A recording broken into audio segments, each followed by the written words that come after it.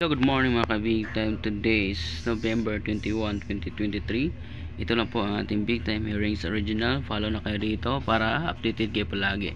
Please like and share para po makita po sa lahat at makasabay manalo. Kung manalo at sortihin, di ba?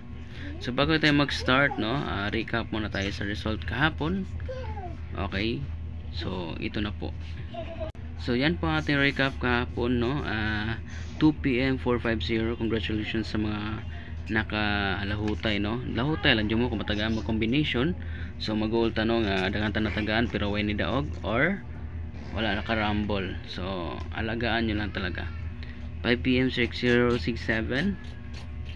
Alright. And 9 PM naman, so ang dami natin nabigyan ng 112 or 121.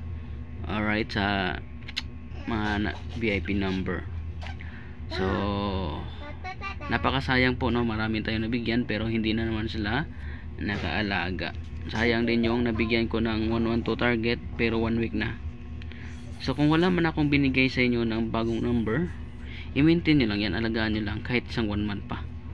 So paabot mo kung ako ihatag ninyo, i-PM rin ako, no, i-message rin ako. Okay, i-maintain na ninyo. So karon na akong vlog, no, kabahan na mag-demo sa tong vlog na mag-sold out nyo na siya dayon.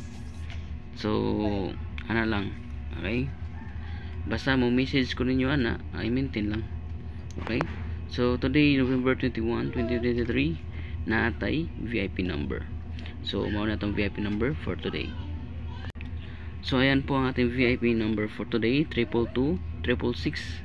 Okay, 212 and 023 target rumble. So lami maganantayan basta triple, no, wala kay rumble ana.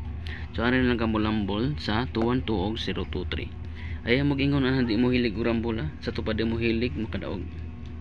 Dapat mag-rumble mo siguro para mo daog. Okay, so good luck mga Big Time. Please like and share. Maraming salamat. God bless you all. Bye bye and thank you.